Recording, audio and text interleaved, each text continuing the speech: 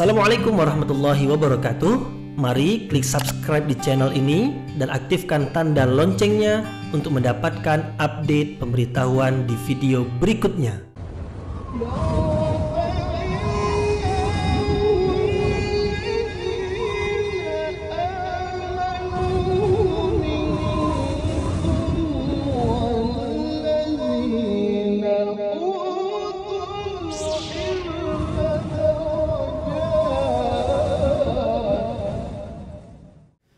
A'udzu billahi minasyaitonir rajim. Bismillahirrahmanirrahim. Assalamualaikum warahmatullahi wabarakatuh.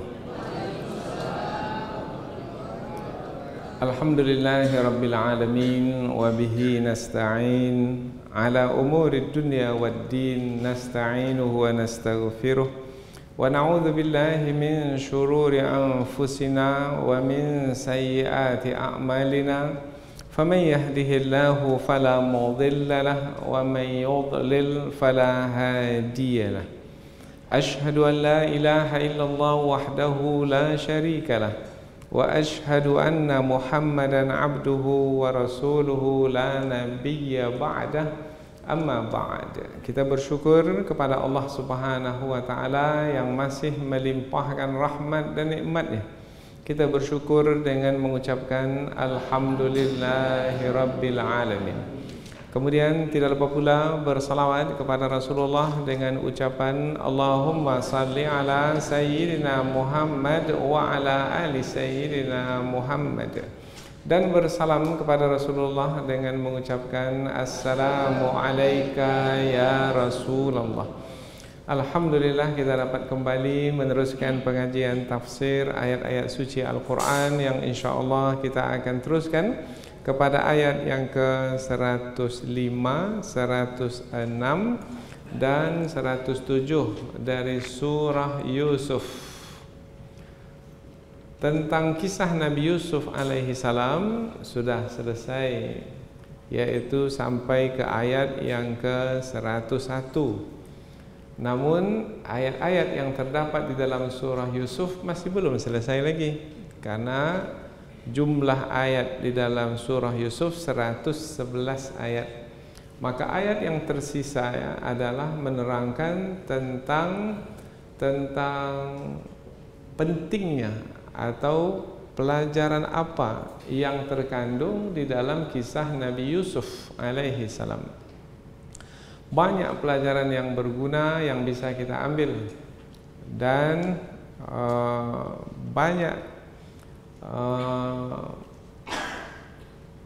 banyak mutiara yang berharga yang berkaitan dengan keimanan kita kepada Allah Subhanahu wa taala.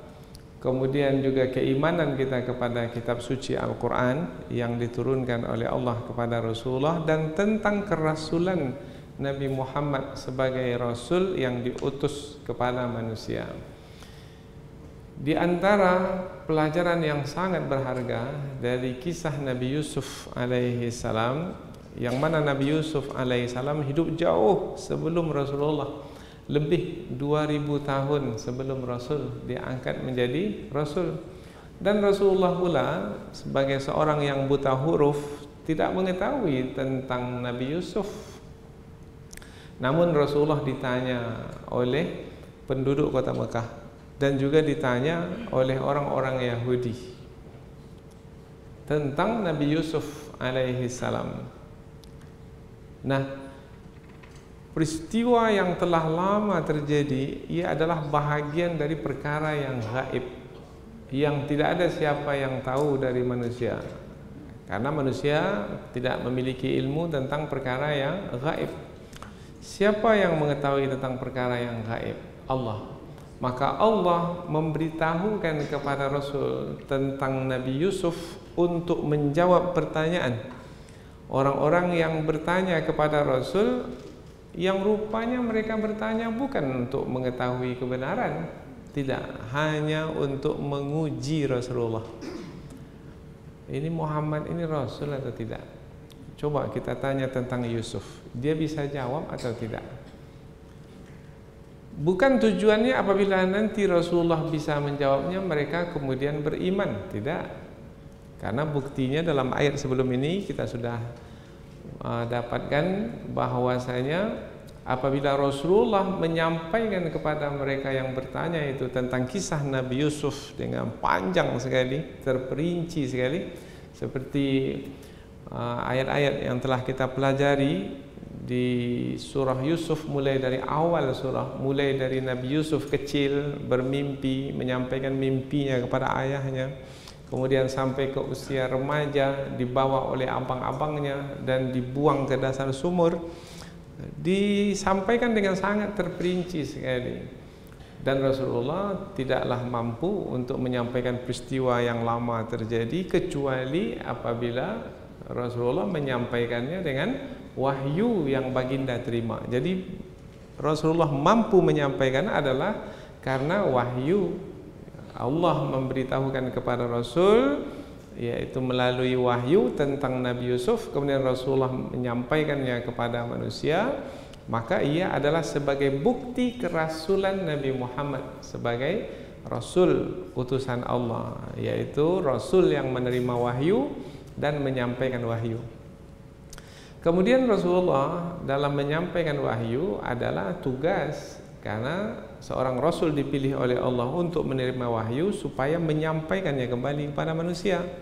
Nah, sudah disampaikan kepada manusia, mereka yang bertanya sudah mendapatkan jawaban. Mestinya mereka beriman, tetapi mereka tidak beriman. Maka apakah Rasulullah sedih dengan sikap mereka itu? Ya, Rasulullah sedih biasa, karena Rasulullah sudah bersungguh-sungguh menyampaikan kebenaran kepada mereka, tapi mereka pula tidak mau menerimanya. Rasulullah sedih, namun turun ayat Al-Quran. Nah, ini dia ayat, tidak lagi berkaitan dengan kisah Nabi Yusuf, tapi ini berkaitan dengan Rasulullah yang telah menyampaikan kebenaran, yaitu menceritakan kepada mereka tentang kisah Nabi Yusuf. Kemudian mereka menolaknya, Rasulullah sedih, namun Rasulullah dihibur oleh Allah Subhanahu wa Ta'ala, yaitu hiburan dari Allah. Wahai Muhammad, meskipun kamu bersungguh-sungguh memastikan mereka supaya menerima kebenaran, tetapi mereka menerima kebenaran adalah dengan izinku, yaitu apabila aku beri hidayah kepada mereka, maka mereka akan menerima kebenaran. Tetapi apabila aku berkehendak untuk tidak memberikan hidayah kepada mereka, maka sesungguh apapun kamu wahai Muhammad dalam menyampaikan kebenaran kepada mereka, mereka tidak akan menerima kebenaran, karena yang menjadi penentu sebenarnya adalah aku wahai Muhammad. Maka jangan kamu bersedih disebabkan kamu sudah sungguh-sungguh, kemudian mereka tidak mau menerima kebenaran, seakan-akan apa yang kamu lakukan itu adalah sia-sia. Tidak, karena yang menentukan mereka itu menerima atau tidak kebenaran yang kamu sampaikan adalah aku wahai Muhammad. Dan aku pula tidak akan memberikan hidayah kepada sembarang orang, yaitu aku akan berikan kepada orang yang memang layak untuk menerimanya. Siapa? Yaitu mereka yang melapangkan dada mereka, yang membuka hati mereka. Adapun mereka yang tetap menyombongkan diri, maka tidak layak untuk menerima kebenaran, untuk menerima petunjuk, kemudian menerima kebenaran. Nah, jadi ayat sebelum ini menerangkan tentang kerasulan Nabi Muhammad, yang buktinya sebagai seorang Rasul adalah mampu menyampaikan tentang kisah yang telah lama terjadi. Kemudian juga menghibur Rasulullah SAW yang sudah menjelaskan kisah Nabi Yusuf sangat terperinci sekali, tetapi yang bertanya tak mau beriman. Rasulullah dihibur, jangan sedih, karena ketidakmahuan mereka di dalam beriman, menerima kebenaran. Kemudian Rasulullah diingatkan oleh Allah bahwasanya tugas baginda adalah menyampaikan kebenaran itu, tetapi menyampaikan kebenaran itu adalah semata-mata sebagai menjalankan tugas. Jangan sampai menyampaikan kebenaran itu untuk mendapatkan upah, untuk mendapatkan gaji. Maka tidak ada tujuan yang lain melainkan hanya menyampaikan kebenaran itu. Maka apabila Rasulullah telah menyampaikan kebenaran, maka selesailah tugas Rasul dan tidak ada lagi yang lain dari itu. Dan yang disampaikan oleh Rasul adalah pengajaran. Jadi apabila wahyu, yaitu berupa kisah Nabi Yusuf yang di dalamnya banyak pelajaran, itu adalah pengajaran manusia. Manusia mendapatkan tunjuk ajar, yaitu manusia mengetahui mana yang baik, mana yang buruk. Jujur itu adalah baik, bohong itu adalah buruk. Kemudian apabila mengasihi orang lain itu adalah baik, tetapi mendengki orang lain seperti saudara-saudara Nabi Yusuf itu adalah buruk. Kemudian apabila ada orang lain berbuat jahat kepada kita, maka baik untuk memaafkan mereka dan membalas keburukan mereka itu dengan kebaikan, seperti yang dilakukan oleh Nabi Yusuf kepada saudara-saudaranya. Buruk apabila orang berbuat buruk kepadanya, kemudian dia balas pula dengan perbuatan yang buruk. Itu adalah buruk, tidak baik, tercela. Apalagi membalasnya dengan lebih buruk lagi, balas dendam. Itu tidak baik. Nah, tunjuk ajar yang ada dalam kisah Nabi Yusuf, mulai dari awal tentang Nabi Yusuf alaihissalam sampai ke akhir kisah, yaitu apabila di awal itu Nabi Yusuf dipisahkan dari keluarga, kemudian di akhir itu digabung, dihimpunkan, disatukan kembali dengan ahli keluarga, maka kesemua itu adalah pelajaran atau tunjuk ajar yang berguna pula bagi kita pada hari ini. Mungkin boleh jadi di antara kita ini memiliki pengalaman yang sama dengan yang dilalui oleh Nabi Yusuf alaihissalam, yaitu orang yang mendengki kita bukan orang yang jauh dari kita, bahkan orang yang dekat dengan kita, abang kita sendiri, adik kita sendiri. Maka jangan sedih. Apa sebab? Teringat kisah Yusuf. Nabi Yusuf pun juga didengki oleh abangnya sendiri. Bukan 1-2 orang, 10 orang abangnya mendengkinya.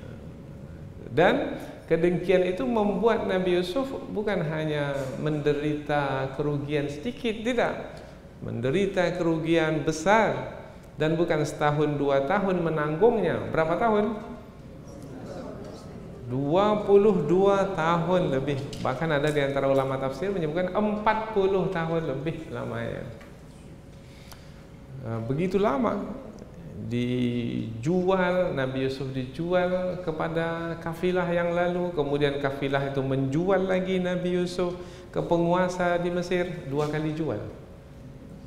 Kemudian jadi hamba sahaya, karena manusia kalau sudah dijual jadi hamba sahaya. Hamba sahaya tak punya kebebasan, dia mesti patuh tunduk kepada majikan yang memilikinya.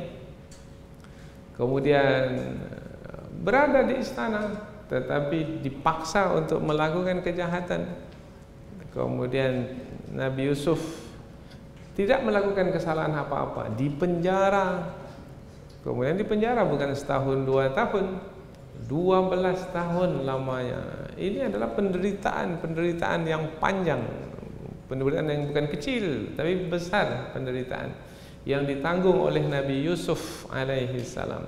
Maka kalau kita bawa ke diri kita, apakah derita yang kita tanggung disebabkan karena kedengkian manusia itu ada seberat yang diterima oleh Nabi Yusuf alaihi salam? Ada di antara kita ini sampai di penjara 12 tahun? Tak ada. Ada di antara kita ini sampai dijual dan menjadi hamba sahaya? Tak sampai. Nah, jadi apabila kita mengetahui bahwasanya di sana ada orang lain yang lebih menderita dari kita, maka kita merasa meskipun ada juga derita, maka kita merasa belum seberapa derita yang saya tanggung ini. Jadi dengan bandingan seperti itu kita tidak merasa terlalu sedih. Sedih lah, tetapi tidak terlalu sedih karena rupanya ada lagi orang lain yang lebih susah dari saya. Nah, biasanya kalau kita melihat kepada orang yang lebih menderita dari kita, maka teringankan juga beban derita yang sedang kita lalui.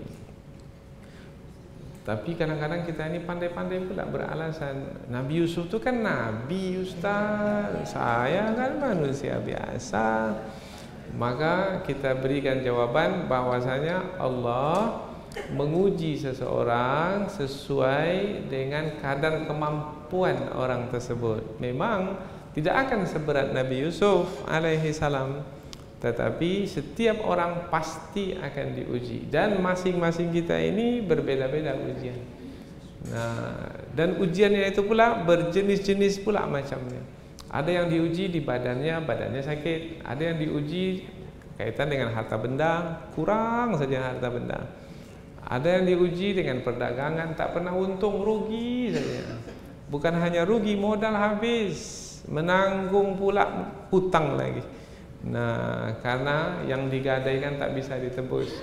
Kemudian macam-macam lah jenis ujian-ujian. Ada ujian uang tak ada masalah. Kemudian juga badan sehat, tapi masalah keluarga antara suami istri, orang tua anak, abang adik. Kadang-kadang tak ada masalah apa-apa. Badan sehat, uang cukup, masalah keluarga tak ada. Cuma pada waktu bekerja, ya tak pernah naik jabatan. Nah, di situ saja terus. Pernah naik, diturunkan pula lagi. Nah, jadi selalu didengki di tempat kerja. Macam-macam jenis-jenis dari ujian, tapi semua kita pasti diuji oleh Allah. Maka ketika kita diuji oleh Allah, ingat kisah Nabi Yusuf alaihissalam yang juga berat dalam ujian. Dan Allah menguji hambanya itu bukan untuk menghinakan hamba itu. Allah menguji hamba itu bukan untuk menyiksa hamba itu, tapi sebenarnya untuk meninggikan kedudukan hamba itu. Andaikan Nabi Yusuf tidak dibuang ke dasar sumur, tak sampai Nabi Yusuf ke Mesir, tak akan menjadi penguasa negeri Mesir. Maka segala sesuatu yang kita lalui berupa ujian-ujian yang memang kita tak suka itu ada hikmah di sebaliknya. Apa yang penting? Apa yang perlu kita persiapkan? Kesabaran, kemudian penerimaan total mutlak, yaitu redha terhadap takdir itu tanpa syarat. Jalani saja. Pasti di sebalik apa yang berlaku ini ada hikmahnya. Nah, penghujung dari surah Yusuf ini menerangkan tentang pelajaran dari kisah Nabi Yusuf alaihi salam. Semua yang berlaku di alam semesta ini bukan berlaku dengan sendirinya. Musibah yang menimpa kita itu bukan kita lalui kebetulan begitu saja. Tidak, tak ada yang kebetulan di alam semesta ini. Semua ditetapkan dengan kehendak Allah. Maka yang penting adalah kalau kita beriman kepada Allah, maka yang penting adalah ini semua adalah kehendak Allah, berlaku dengan kuasa Allah. Maka tanamkan tauhid itu kuat-kuat dalam hati, jaga tauhid itu kuat-kuat dalam hati, dan selalulah memelihara tauhid, yaitu pengesaan kepada Allah Subhanahu wa taala. Lihat Nabi Yusuf alaihissalam mengesahkan Allah, mentauhidkan Allah. Qala ma'adallah, aku berlindung kepada Allah. Kemudian Nabi Yusuf juga di penghujung kisah, Rabbi qad ataitani minal mulki, ya Allah, engkau telah memberikan kekuasaan kepada aku. Jadi nampak nilai tauhid pada diri Nabi Yusuf. Kita pun juga hendaknya begitu. Banyak tanda kekuasaan Allah yang ada di alam semesta ini. Maka tanda-tanda kekuasaan Allah itu jadikan sebagai sarana kita untuk lebih hebat lagi di dalam mentauhidkan Allah Subhanahu wa taala. Nah, ini yang akan kita pelajari. Banyak tanda kekuasaan Allah di langit, langit yang dijunjungkan tanpa tiang, bumi yang dihamparkan, apalagi manusia, jin, hewan, tumbuh-tumbuhan, gunung, udara, semua ini ciptaan Allah adalah tanda kekuasaan Allah, adalah sebagai sarana bagi kita untuk lebih hebat mentauhidkan Allah Subhanahu wa taala. Tapi bagaimana penduduk kota Mekah yang dahulu mereka itu didakwahi oleh Rasul sebelum Rasulullah berhijrah ke Madinah? Apakah mereka mentauhidkan Allah? Tidak. Mereka menyekutukan Allah. Penduduk kota Mekah, kepercayaan mereka adalah menyembah berhala. Rasulullah datang sebagai Rasul menyampaikan kepada mereka bahwasanya Tuhan yang sebenarnya Tuhan adalah Allah yang menciptakan alam semesta ini. Iqra bismi rabbikal alladzi khalaq. Bacalah dengan nama Tuhanmu yang telah menciptakan. Khalaqal insana min 'alaq, yaitu yang menciptakan manusia dari segumpal darah. Apakah berhala yang disembah itu adalah yang menciptakan manusia? Nah, bergerak pun dia tak bisa. Kemudian meminta tolong kepada berhala, mendengar pun dia tak bisa. Maka bukan Tuhan. Tuhan yang sebenarnya adalah yang maha berkuasa. Maka tidak ada Tuhan yang patut disembah dengan kebenaran kecuali Allah Subhanahu wa taala. Tapi kebanyakan penduduk kota Mekah, bahkan sampai hari ini kebanyakan manusia tidak beriman kepada Allah dengan semurni-murni keimanan, yaitu dengan kata lain tidak mentauhidkan Allah. Maka kalimat yang menjadi pegangan kita untuk kita hidup, dan mudah-mudahan dengan kalimat itu pula kita mati, yaitu kalimat tauhid, la ilaha illallah, tidak ada Tuhan yang patut disembah dengan kebenaran kecuali Allah. Maka jangan ikuti kebanyakan manusia yang tidak mentauhidkan Allah Subhanahu wa taala. Dan hidup ini sebagai ujian. Mentauhidkan Allah, berbuat baik, dapat balasan kebaikan. Kemudian tidak mentauhidkan Allah, menyekutukan Allah, bermakna melakukan kemaksiatan, bermakna berdosa. Dosa menyekutukan Allah, dosa syirik, itu adalah dosa yang paling besar, maka hukumannya pun juga besar. Maka orang yang menyekutukan Allah, apakah mereka aman, merasa aman dari siksa Allah? Berapa banyak kaum-kaum sebelum ini, sebelum kita ini, dan sebelum manusia yang ada pada masa Rasulullah, yaitu penduduk kota Mekah khususnya, berapa banyak kaum-kaum sebelum itu sudah dibinasakan oleh Allah Subhanahu wa taala disebabkan karena kekufuran mereka, karena kemusyrikan mereka. Apakah mereka merasa aman dengan melakukan kemusyrikan itu? Yang mana apabila Allah berkehendak untuk menyiksa mereka, maka Allah berkuasa untuk menyiksa mereka, membalikkan tempat kediaman mereka, membenamkan mereka dengan banjir besar seperti yang berlaku pada masa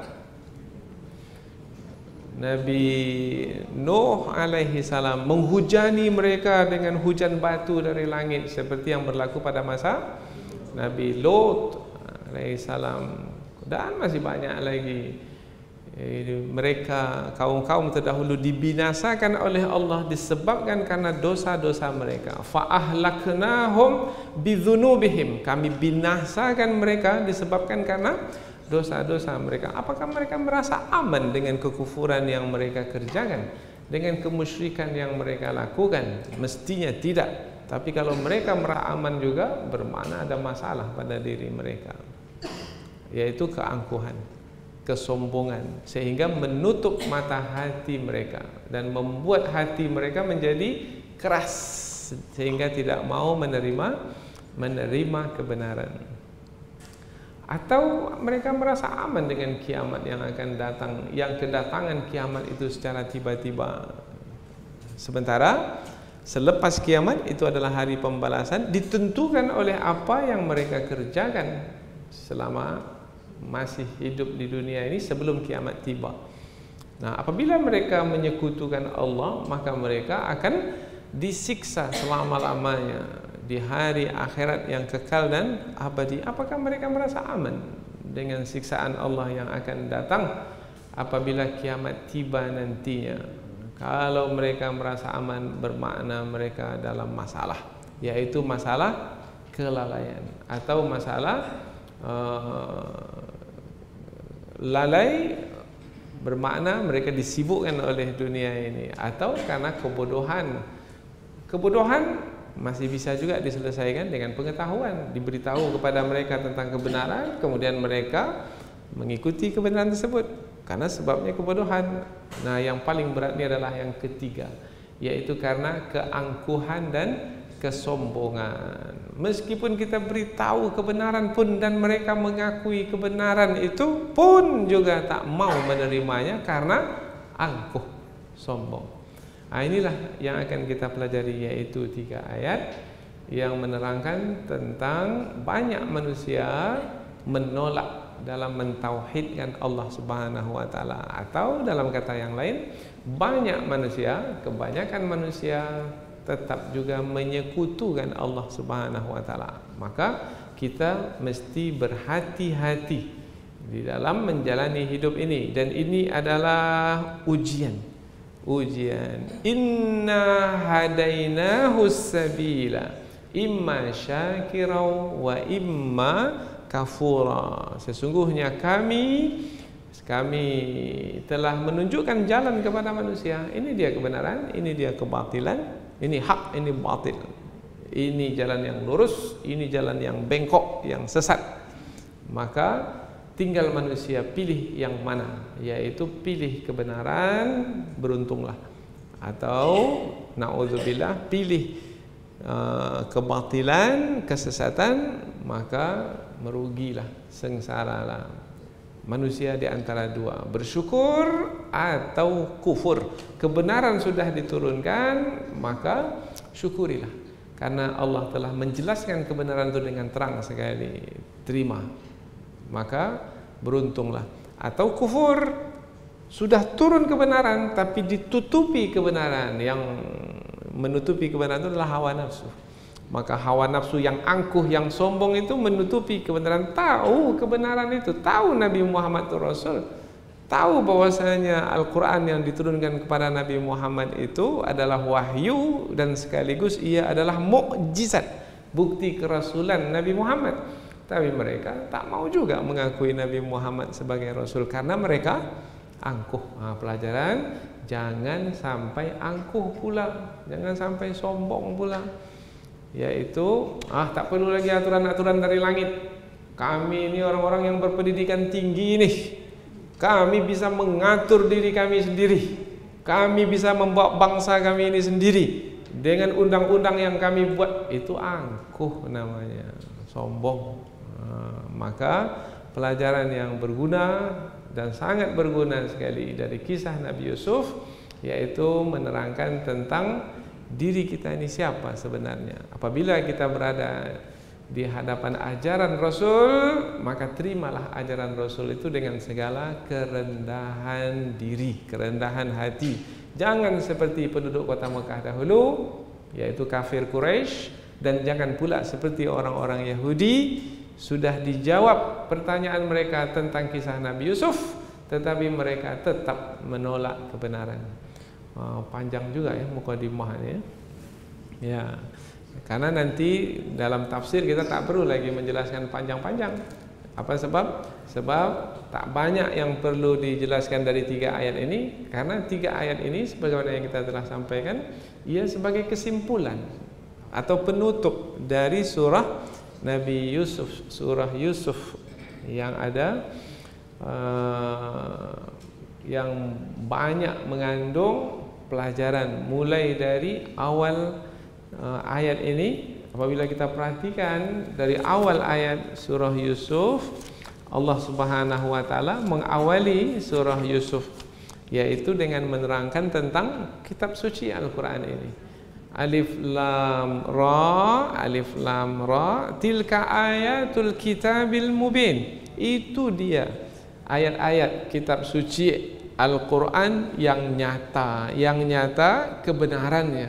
Inna anzalnahu Qur'anan Arabiyya. Sesungguhnya kami telah menurunkan kitab suci itu Qur'anan, Qur'an yaitu yang dibaca, Arabiyya yang berbahasa Arab, la'allakum ta'qilun, mudah-mudahan kamu berakal. Nah, jadi pangkal atau awal dari surah Yusuf menerangkan tentang Al-Quran. Kemudian setelah menerangkan tentang Al-Quran, barulah diterangkan, kami nahnu naqussu alaika ahsanal qasas. Kami mengkisahkan kepadamu wahai Muhammad sebaik-baik kisah, bima auhayna ilaika hadzal Qur'an, dengan apa-apa yang kami wahyukan kepadamu Al-Quran ini. Wa in kunta min qablihi laminal ghafilin. Yang sebelumnya, sebelum Al-Quran turun, kamu tak tahu tentang kisah Yusuf. Karena kamu tak pernah baca, karena kamu buta huruf wahai Muhammad. Dan kamu tak pernah tahu dari siapapun, karena kamu tak pernah belajar dari siapapun. Dan sekarang kamu tahu adalah melalui wahyu. Maka diceritakanlah, ini dia cerita Yusuf. Ingatlah ketika, ingatlah ketika, jadikan peringatan apa yang berlaku pada masa Nabi Yusuf dahulu, yaitu tentang kisah Nabi Yusuf mulai dari kecil, tentang kedengkian abang-abangnya. Maka ingat, mulailah kisah Nabi Yusuf mulai dari ayat yang keempat. Idz qala Yusufu li abihi, yaitu ketika Nabi Yusuf berkata kepada bapaknya, ya abati, wahai ayahku, inni ra'aitu ahada asyara kaukaba, aku melihat ada 11 bintang di langit. Wasyamsa wal qamar, matahari dan bulan, ra'aituhum li sajidin, aku melihat semuanya bersujud kepadaku. Bintang itu di langit tinggi, bulan, matahari juga di langit tinggi, aku di bumi, tapi semua yang tinggi-tinggi itu bersujud kepadaku, aku di bawah. Apa takbir mimpiku? Ini awal dari kisah Nabi Yusuf. Kita tak akan ulang lagi, karena sudah berkali-kali kita menyampaikannya. Karena kita ingin sekarang ini mengikat antara penutup surah Yusuf dengan pembuka surah Yusuf. Surah Yusuf dibuka menerangkan tentang Al-Quran yang nyata kebenarannya, kemudian ditutup dengan menerangkan juga Al-Quran yang nyata kebenarannya, yang diturunkan kepada Rasulullah Sallallahu Alaihi Wasallam. Baik, selanjutnya kita pindah ke tafsir ayat, yaitu penjelasan yang lebih panjang dari ayat. Namun sebagaimana biasa kita akan membacanya terlebih dahulu, kemudian menerjemahkannya. Selepas itu barulah kita jelaskan kata-kata yang patut kita jelaskan supaya kita lebih dekat lagi dengan kandungan ayat. Allah berfirman, A'udzubillahi minasyaitonirrajim, Bismillahirrahmanirrahim.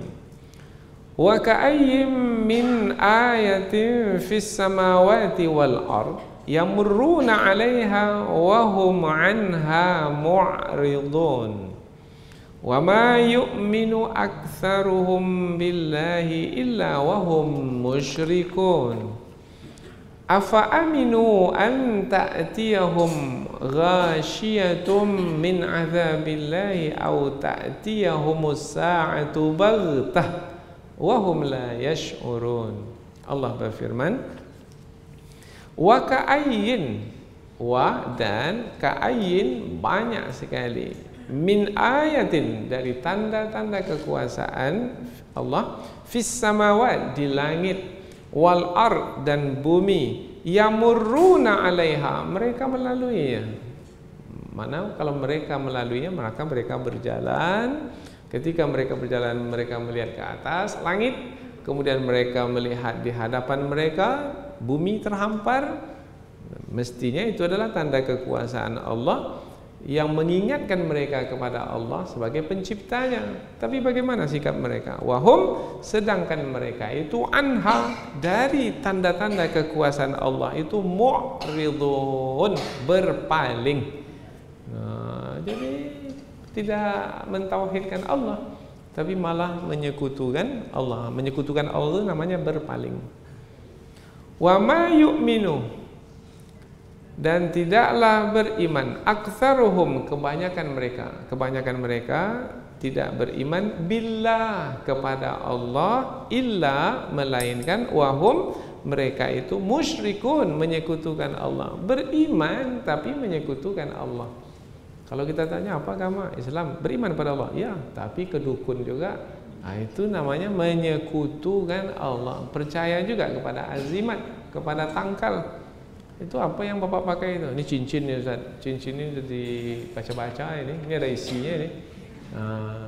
Itu apa itu yang digantung di kedai itu?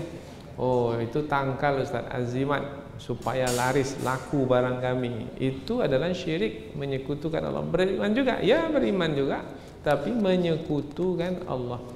Nanti kita akan bahas di dalam tafsir. Apakah penduduk kota Mekah itu beriman juga kepada Allah? Ya, tapi mereka menyekutukan Allah. Afa aminu, maka apakah mereka merasa aman an ta'tiyahum, dari datang kepada mereka ghasyiyatun, yang meliputi, mereka tak bisa keluar karena meliputi min azabillah, dari azab Allah. Jadi azab Allah yang meliputi mereka. Kalau disebut meliputi, bisa mereka lari dari azab itu? Tidak. Au ta'tiyahum, atau datang kepada mereka as-sa'ah, kiamat, baghtatan, secara tiba-tiba. Tadi azab Allah meliputi, kemudian kiamat datang secara tiba-tiba. Jadi ada dua ya, ada azab Allah, ada kiamat. Nah, kedua-dua itu datang kepada manusia secara mengejut, secara tiba-tiba, tanpa mereka bersiap sedia, maka membuat mereka nanti akan menyesal. Wahum la yash'urun, dan mereka tidak menyadarinya, tak sadar, karena siksaan Allah tak ada alarm sebelumnya. Alarm itu apa? Tanda peringatan sebelumnya? Enggak. Yaitu langsung saja apabila Allah berkehendak menghujani manusia dengan hujan batu dari langit, langsung saja hujan batu. Beberapa waktu yang lalu ada hujan, bukan hujan batu, hanya hujan es saja, seperti batu, pecah-pecah kaca kendaraan, ada lagi kaca rumah. Tak ada memberitahu sebelumnya hujan batu dari langit. Banjir begitu juga, yaitu tanpa disangka banjir. Kemudian ada pula anak gunung, hanya anak gunung, belum gunungnya lagi, induknya belum lagi, anaknya saja baru batuk-batuk anaknya. Sudah membinasakan, mencelakakan sebahagian dari kehidupan. Nah, bagaimana kalau hukuman yang diberlakukan itu seperti yang diberlakukan pada masa Nabi Nuh, yang sifatnya menyeluruh dan tidak ada siapa yang bisa lari dari hukuman tersebut. Anak Nabi Nuh ingin lari ke atas puncak gunung, kononnya banjir itu tak sampai ke puncak gunung. Tapi Nabi Nuh mengatakan, la asimal yawma min amrillah, tak ada siapa yang selamat dari hukuman Allah pada hari ini. Disampaikan kepada anak begitu, tapi anak Nabi Nuh tak mau mendengarkan nasihat bapaknya. Dengan angkuh dan sombongnya, tetap juga tidak mau naik ke atas bahtera. Bahtera itu bahtera untuk menyelamatkan. Tapi anak Nabi Nuh dengan keangkuhannya ditenggelamkan dalam banjir besar. Jadi sepanjang zaman begitulah keadaannya. Maka dengan pelajaran yang kita dapatkan ini, mudah-mudahan insya-Allah membuat kita menjadi berhati-hati, membuat kita menjadi berwaspada, selalu siap diri, dan memastikan tetap di dalam ketaatan supaya kita terhindar dari hukuman atau siksaan. Banyak sekali dari tanda kekuasaan Allah di langit dan di bumi, mereka melaluinya, akan tetapi mereka berpaling daripadanya. Dan banyak di antara mereka tidak beriman kepada Allah kecuali mereka menyekutukan Allah. Maka apakah mereka merasa aman dari kedatangan siksa Allah yang meliputi mereka? atau kiamat yang datang kepada mereka secara tiba-tiba sedangkan mereka tidak menyadarinya. Inilah 3 ayat yang akan kita pelajari. Baik, selanjutnya kita pindah ke tafsir ayat. Jadi ada muqaddimah, ada membaca ayat, ada terjemahan. Nah, sekarang kita ke tafsir ayat. Wa ka'ayyin, dan banyak sekali. Ka'ayyin ini sebenarnya sama dengan kam. Kalau kita terjemahkan kam maknanya berapa. Tapi ka'ayyin bedanya maknanya juga berapa, tetapi ditambah berapa banyak. Wa ka'ayyin ini berbentuk pertanyaan. Berapa banyak? Artinya banyak sekali. Banyak sekali tanda kekuasaan di langit dan di bumi, mereka berjalan darinya, berjalan melaluinya, tetapi mereka berpaling. Berapa banyak? Kita kadang-kadang menggunakan kata berapa kepada yang bisa dihitung, dan juga kita menggunakan kata berapa kepada yang tak bisa dihitung. Umpamanya, kalau kita umpamanya membeli sesuatu, kita kasih uang kepada penjual, kemudian ada sisanya, kemudian sisanya itu dibalikkan kepada kita. Uang kembalian itu bisa dihitung atau tidak? Bisa. Maka penjual mengatakan, berapa Pak? Cukup. Kembaliannya cukup, karena kita bisa hitung. Tetapi ada kata berapa yang kita tak bisa hitung, yaitu umpamanya berapa banyak pasir yang ada di tepi pantai. Berapa banyaknya? Siapa bisa hitung? Berapa banyak pasir yang ada di tepi pantai, semuanya bertasbih mensucikan Allah. Coba, kata berapa itu kan menerangkan banyak, tapi banyak yang tak bisa kita menghitungnya. Berapa banyak bintang di langit? Berapa banyaknya? Siapa bisa hitung? Tak bisa. Kata berapa juga menerangkan banyak, tetapi banyak yang tak bisa dihitung. Berapa banyak bintang di langit, yang kesemuanya itu seperti lampu yang menyinari dengan indahnya karena kedipannya yang mempesonakan. Kita lihat berapa banyaknya, hitunglah bintang di langit.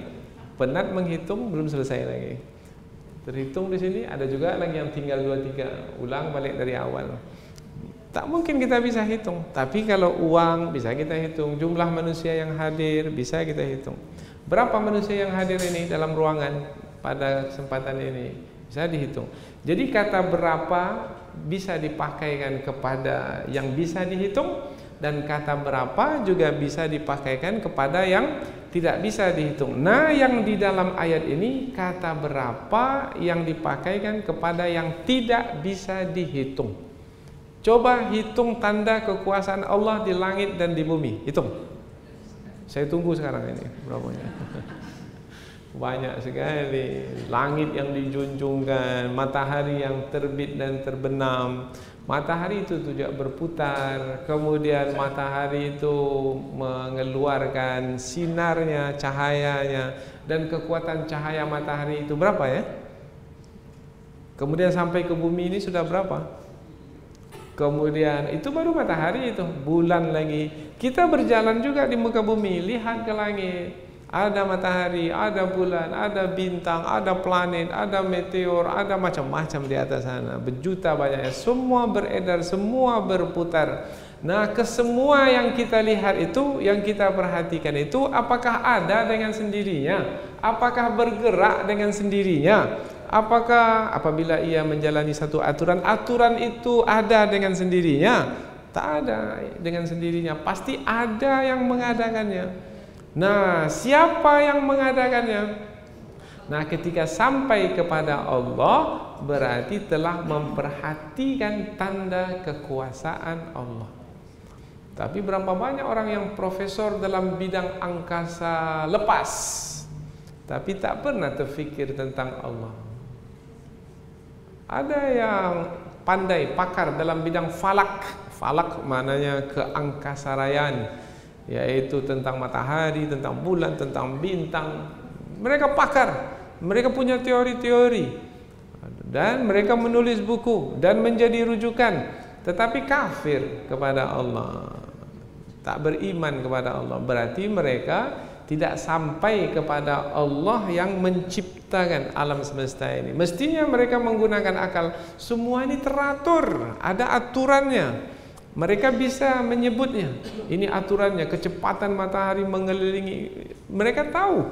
Nah, mestinya mereka sampaikan pengetahuan itu kepada ujungnya sekali, yaitu apabila semua ini ada dengan teliti, dengan teratur, dan berjalan sesuai dengan aturan tersebut, pasti ada yang mengaturnya. Siapa yang mengaturnya? Yang menciptanya. Alhamdulillahi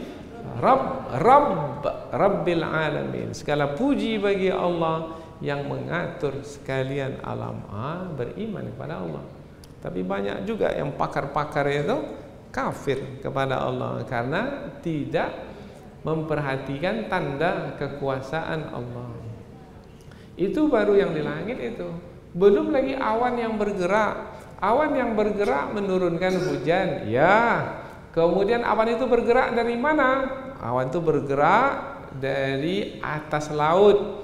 Mengapa dari atas laut? Karena awan itu terjadinya adalah dari penguapan air laut ke atas. Maka dia bergumpal di atas laut, kemudian bergerak ke darat. Yang membuatnya bergerak apa? Angin. Angin yang menolaknya sehingga ke darat. Nah, angin yang menggerakkan sehingga dia sampai ke darat. Sampai ke darat ada tekanan, kemudian dia jatuh ke bumi, jadilah hujan. Nah, manusia sampai di situ saja, tetapi tidak menyampaikan lebih dari itu. Yaitu yang membuat menguap itu siapa? Yang membuat air yang menguap itu jadi menggumpal itu siapa? Kemudian yang menciptakan angin yang tugasnya menolak awan itu siapa? Kemudian yang menurunkan di tempat tertentu itu siapa? Mengapa tak jawab? Kan ada banyak pertanyaan itu. Nah, mesti disampaikan ke situ. Jangan tergantung hanya dari bagaimana terjadinya hujan. Kemudian dia jawab. Itu pelajaran kita sekolah rendah dulu, sekolah dasar. Tidak dimasukkan keimanan, akidah ketika kita belajar dahulu. Karena ibu guru kita itu kafir, non muslim, maka tak sampai dia kepada. Tapi apabila beriman kepada Allah, guru kita itu beriman, ada nilai tauhid pada dirinya, maka itu kesempatan baginya untuk menanamkan nilai tauhid kepada anak. Ini dia Tuhan yang sebenarnya, Allah, yaitu yang menurunkan hujan. Itu terasa. Sehingga ketika kita sudah besar tak bisa dipisahkan dari nilai tauhid. Maka pilih-pilih memasukkan anak ke sekolah. Jangan ke sekolah orang-orang kafir, jangan. Ke sekolah Islam. Maka sekarang ini ada sekolah Islam terpadu. Mengapa ada kata Islam terpadu? Yaitu dipadukan. Belajar fisika tapi dikaitkan dengan keimanan kepada Allah. Belajar biologi, kajian hayat, tapi dikaitkan dengan Allah. Belajar ilmu politik dikaitkan dengan Allah. Belajar apa saja. Karena semua kehidupan yang ada di alam semesta ini berkaitan dengan Allah. Allazi khalaqal mauta wal hayata. Dialah Allah yang menciptakan kematian dan menciptakan kehidupan. Liyabluwakum ayyukum ahsanu amala. Untuk menguji kamu, siapa di antara kamu yang lebih baik amalnya. Maka jangan salah pilih sekolah. Karena ada juga anak saya masukkan sekolah itu, Ustaz, karena sekolah itu bagus, kualitasnya bagus. Apa? Kalau membawa kepada kekufuran, kepada keangkuhan dan kesombongan, sehingga tidak membuat kita menjadi lebih dekat kepada Allah, malah lebih jauh dari Allah Subhanahu wa taala. Sekarang sudah banyak sekolah-sekolah yang diuruskan, yang ditadbir, diselenggarakan oleh kaum muslimin, orang-orang yang beriman kepada Allah. Dan banyak sekali dari tanda kekuasaan Allah di langit dan di bumi Yamurruna 'alaiha, mereka yamurrun, mereka berjalan. Mereka berjalan maknanya mereka menjalani hidup, kemudian dalam perjalanan hidup itu mereka melihat tanda kekuasaan Allah. Banyak sekali. Pada diri manusia ini banyak tanda kekuasaan Allah. Mulai dari ujung rambut sampai ujung kaki. Cobalah perhatikan tanda kekuasaan Allah yang ada pada diri kita.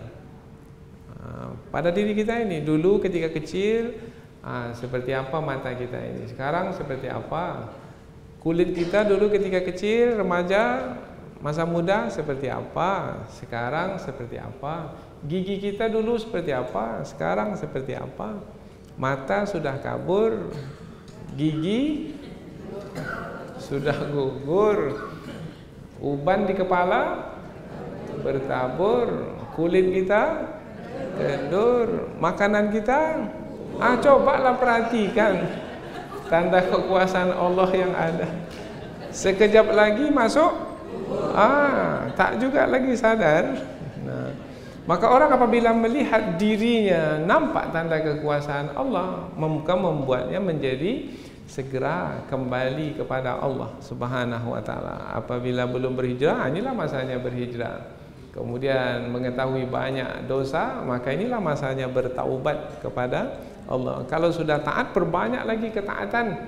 Karena peluang hidup kita ini kita tak tahu sampai kapan. Sementara kehidupan kita di hari akhirat, hari pembalasan ditentukan oleh kehidupan kita pada hari ini. Wahum anha mu'ridun, dan mereka itu berpaling dari tanda-tanda kekuasaan Allah. Tanda-tanda kekuasaan Allah itu ada berupa ayat-ayat Allah yang tertulis. Ini dia ayat-ayat Allah yang tertulis, Al-Quran. Silakan, ini tanda-tanda kekuasaan Allah. Apabila kita baca, tanda kekuasaan Allah. Ini surah Yusuf, ini tanda kekuasaan Allah. Coba siapa di antara kita yang mampu untuk menceritakan kembali masa kecilnya saja? Tak bisa. Di kelas 1 SD, paling-paling yang teringat 1-2 mungkin. Itu kejadian-kejadian yang janggal aja yang teringat. Tapi yang keseharian kita tak ingat. Tentang ayah kita, ada yang meninggal ayahnya ketika masih kecil. Nampak tak seperti apa ayah kita?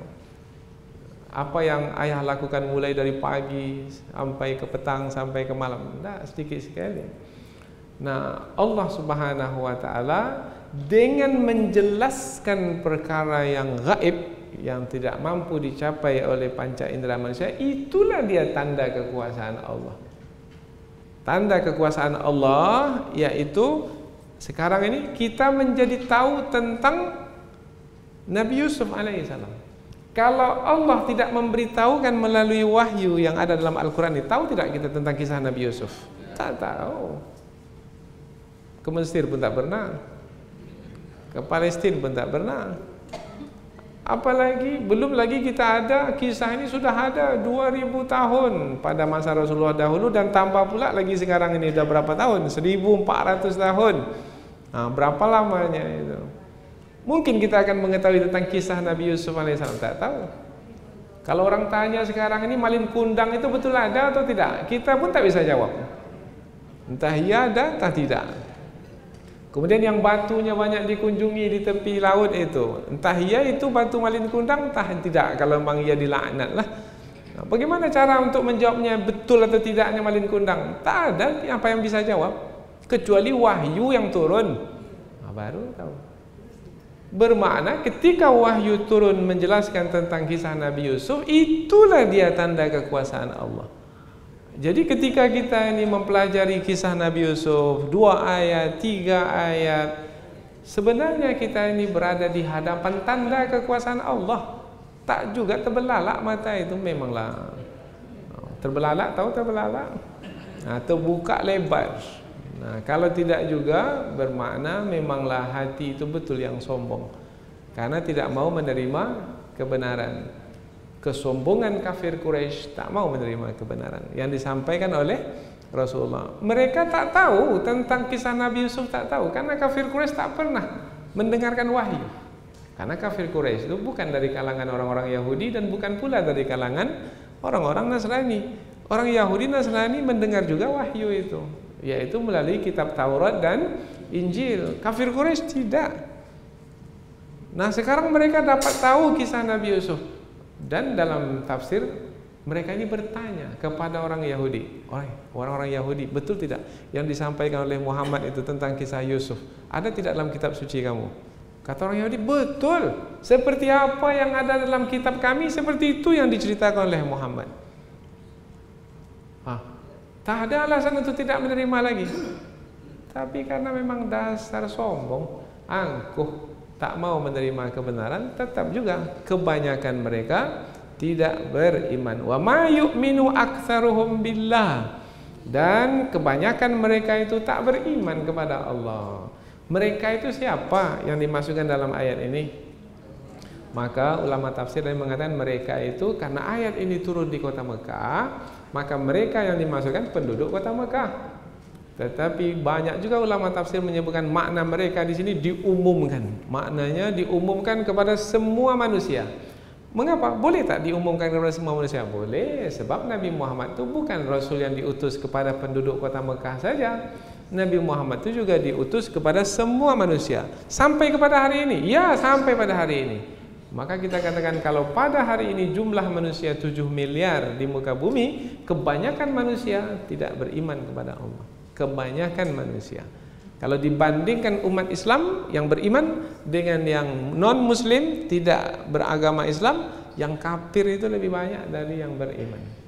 Kemudian yang muslim pula yang mengaku beriman pun, kalau kita perhatikan pula, tak berapa persen lah yang betul-betul murni beriman, yang keimanannya itu mentauhidkan Allah Subhanahu wa taala, tidak dicemari oleh kemusyrikan. Tak tahulah berapalah jumlahnya. Kita pun juga mungkin dulu kan ada kedukun dulu?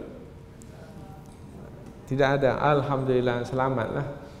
Tetapi banyak yang dahulu sakit pergi ke dukun. Dukun pun jampi-jampi. Kita pun tak tahu tahap apa yang dibaca oleh dukun. Ada kunit yang dibelah, dikasih kapur. Tu bapak yang tertawa tu berarti kena lah tu dulu mungkin tu. Namanya obat pelintasan namanya. Kemudian dihambung ke atas, mana kunyit yang tertelungkup, mana yang tertelentang. Kemudian digoreskanlah ke kening, kemudian ke badan sampai ke kaki. Sudah dibawa pulang. Nanti akan sehat. Sampai begitu. Karena kita mungkin dekat dengan zaman animisme, percaya kepada kepercayaan yang karut, yang sesat, khurafat, yang tidak ada dasarnya sama sekali. Kemudian kita terikut-ikut. Masih ada juga yang anaknya lahir supaya terjaga, terpelihara, dikasih kalung dari kain hitam, kemudian tahap lagi yang dibungkuskan di dalam kalung itu supaya anak ini terjaga, terpelihara. Nah, ketika kalung itu hilang, maka ibunya pun gelisah. Seakan-akan yang memelihara anaknya itu adalah kalungnya itu. Itu namanya azimat, namanya tangkal. Tangkal adalah bahagian dari kemusyrikan. Di antara jenis syirik adalah percaya kepada tangkal. Begitu juga bapak-bapak, begitu juga cincinnya. Kononnya sudah diisi oleh tuk guru makna umpamanya, cincin akiknya itu. Apabila dipakai itu, ini saya kebal. Tak ada siapa yang bisa menebas saya.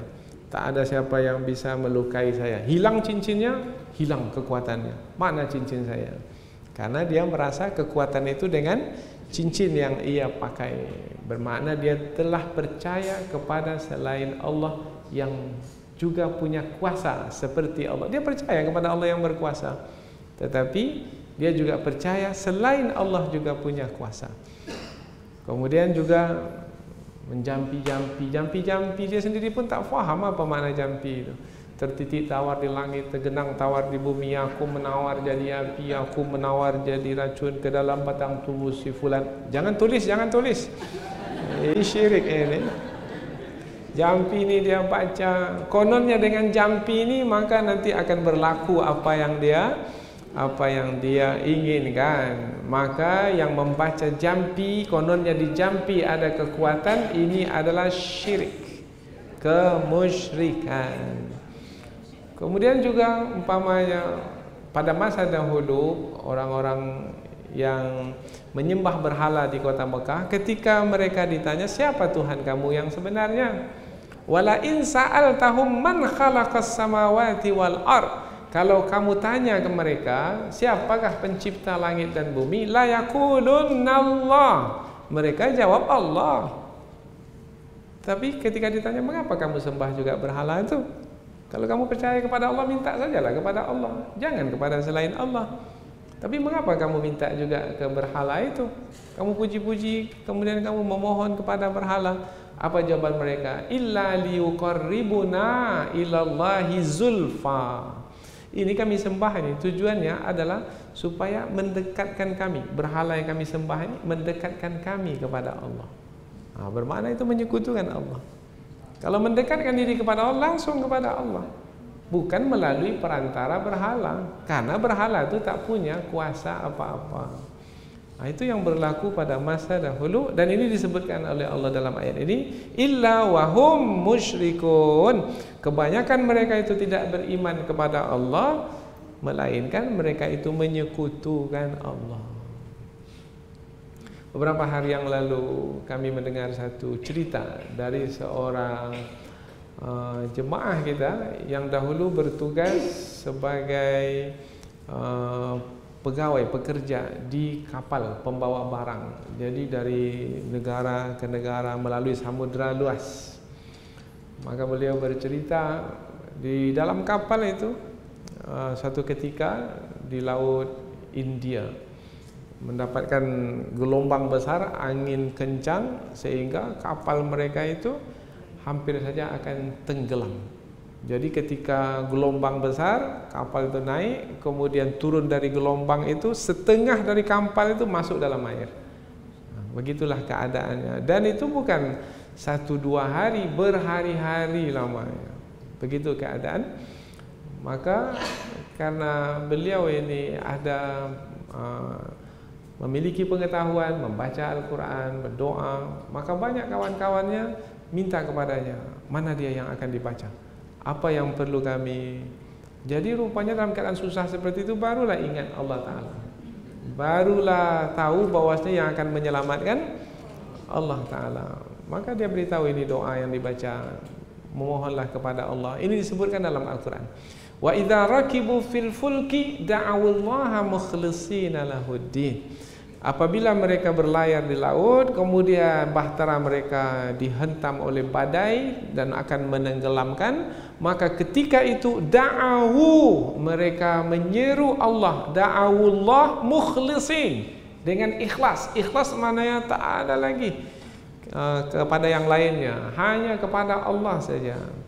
Fa idza najahum ilal barri, ketika Allah menyelamatkan mereka kembali ke darat, idzahum yusyrikun, kembali mereka yusyrikun, menyekutukan Allah, lupa apa yang berlaku di tengah laut. Tapi ada di antara pegawai beliau di dalam kapal itu dari Jepang, tak punya agama, ateis. Nah, ketika berlaku peristiwa itu dan dia melihat kemahakuasaan Allah, karena manusia tak berkuasa lagi, manusia tak punya kemampuan lagi, terima saja apa yang berlaku itu. Maka ketika itu manusia rupanya ketika tak mampu menyelesaikan sendiri persoalannya, maka ia apabila menggunakan akal fikiran akan sampai kepada yang menguasai dirinya, menguasai alam semesta. Akhirnya dia memeluk agama Islam. Nah, jadi Allah berikan hidayah melalui tanda kekuasaan yang ada di alam semesta ini. Tapi berapa banyak pula manusia yang berpaling dari tanda kekuasaan Allah, tetap juga menyekutukan Allah. Afa aminu, ayat berikutnya ancaman atau hukuman. Maka sebagai peringatan bagi kita. Maka apakah mereka merasa aman kalau mereka menyekutukan Allah? Apakah mereka merasa aman? Anta'tiyahum ghasyiatum min azabillah, Apakah mereka merasa aman dari kedatangan azab Allah yang meliputi mereka? Nah, di sini ada kata yang menakutkan, yaitu ghasyiyah. Ghasyiyah maknanya meliputi. Kalau disebut meliputi bermakna tidak akan mungkin bisa lari. Meliputi, umpamanya meliputi apabila datangnya itu dari arah itu berapa arah? Kalau datangnya dari arah depan masih bisa lari ke belakang. Kalau datangnya dari sebelah kanan masih bisa lari ke kiri. Kalau datangnya dari sebelah atas bisa lari ke bawah. Bisalah underground, ya, ke bawah, ke lembah umpamanya. Tapi kalau datangnya dari 6 arah yang ada itu mau lari ke mana?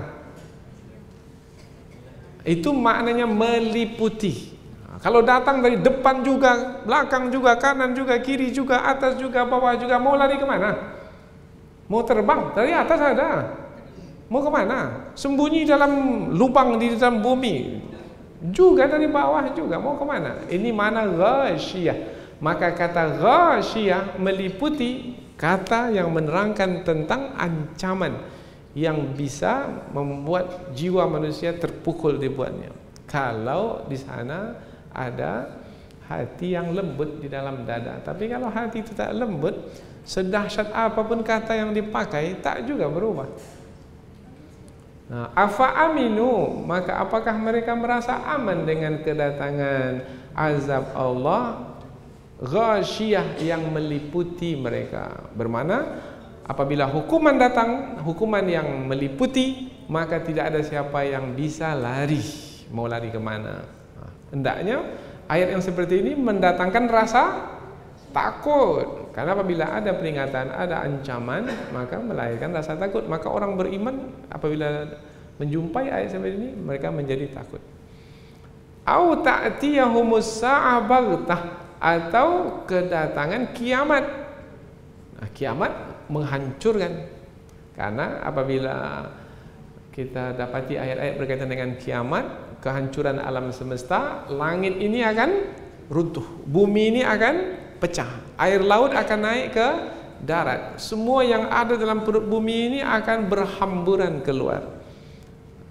Idza zulzilatil ardu zilzalaha wa akhrajatil ardu athqalaha wa qala al insanu ma laha. Apabila bumi digoncangkan dengan goncangan yang dahsyat, kemudian digoncangkan bermakna bergempa dengan gempa yang sangat kuat sekali. Kemarin saja gempa berapa? 9 skala Richter. Itu sudah rumah hancur, kemudian ada kampung yang sudah berpindah, kemudian jalan-jalan terbelah, bahkan ada yang satu kampung itu ditelan oleh bumi. Itu baru di kawasan itu gempa. Bagaimana kalau seluruh permukaan bumi gempa? Terbayangkan tidak? Itulah dia kiamat. Kiamat itu adalah gempa yang meliputi seluruh muka bumi. Mau lari ke mana? Mau buat bunkers? Apa? Buat ruangan aman di dalam perut bumi. Ya, ruangan-ruangan itu pun juga gempa dan tertutup, mati di situ. Nah, semua sistemnya tak berjalan lagi. Walau kuntum fi burujim musyayyada. Mau lari ke mana? Mau berada dalam satu ruangan yang tertutup, yang kokoh kuat. Nah, nanti dalam ruangan itu mati.